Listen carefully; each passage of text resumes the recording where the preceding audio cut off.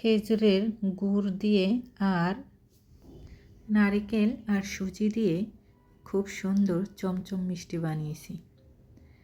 আর বানাতে এত সহজ আর খেতেও দারুণ মজা। কিভাবে নারকেল আর সুজি দিয়ে চমচম মিষ্টি বানালাম দেখতে হলে পুরো ভিডিওটি আমার সাথেই থাকুন। আশা করছি ভিডিওটি ভালো লাগবে। আসসালামু আলাইকুম। আজকে বানাবো সুজি আর নারকেল দিয়ে চমচম মিষ্টি। তো 1 কাপ সুজি নিয়েছি। আমি আগে একটু ভেজে নিচ্ছি যেন কাঁচা গন্ধটা না লাগে। তারপর যে কাপ দিয়ে সুজি নিয়েছি সেই কাপের 2 কাপ পানি দিয়ে দিলাম। 1 কাপ সুজি 2 কাপ পানি। তারপর দিয়ে দিচ্ছি নারকেল কুড়া। তারপর এখন ভালো করে নেড়ে চেড়ে একদম সুন্দর একটা ডো বানিয়ে নেব। এই মিষ্টি বানাতে যে এত সহজ বলার মতো না। আপনারা একবার হলো ট্রাই করবেন, আর খেতে কিন্তু বেশ ভালো লাগে। খুব সুন্দর একটা ডো বানিয়ে তারপর নিয়ে নিলাম।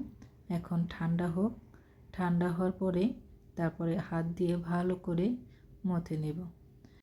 একদম যে ঠান্ডা করব তা না, আমি যেন হাত দিয়ে ধরতে পারি।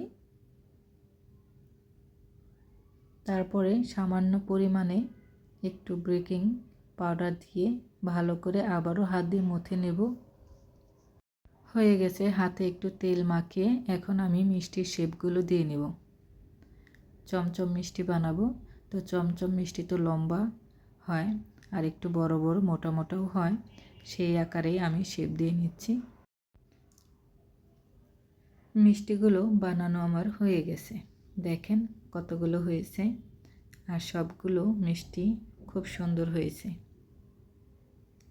এখন এই মিষ্টিগুলো আমি ভাজবো। তো চুলায় আমি কড়াই বসিয়ে দিয়েছি।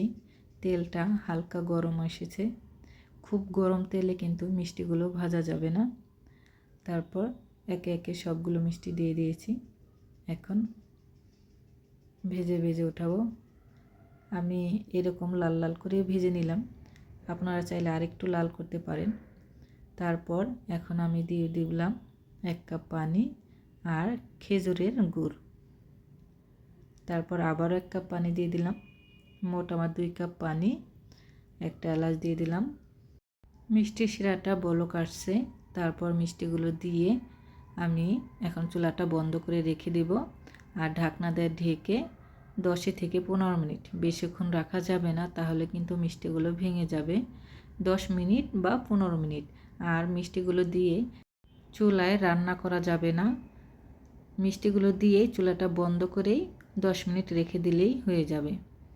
দেখেন হয়ে গেছে নারকেল, সুজি আর গুড় দিয়ে মিষ্টি।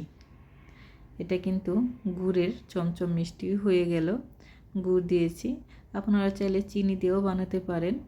আর খেজুরের গুড় কিন্তু মিষ্টিটা একটু বেশিই থাকে। মিষ্টিটা যার যার পছন্দ মতন বানাবেন।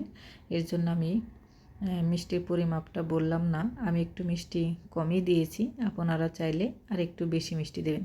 তো ভিডিওটি যদি ভালো লাগে লাইক কমেন্ট করবেন, শেয়ার করবেন, ফেসবুক পেজটা ফলো দেবেন। আর আমার ইউটিউব চ্যানেলটা যারা দেখতেছেন প্লিজ আমার ইউটিউব চ্যানেলটা সবাই সাবস্ক্রাইব করবেন। আমার রেসিপিগুলো, আমার ভিডিও কেমন লাগে অবশ্যই কমেন্টে জানাবেন। ভুল ত্রুটি হলে ক্ষমা দৃষ্টিতে দেখবেন। আর সবাই কিন্তু আমার ইউটিউব চ্যানেলটা সাবস্ক্রাইব করবেন প্লিজ।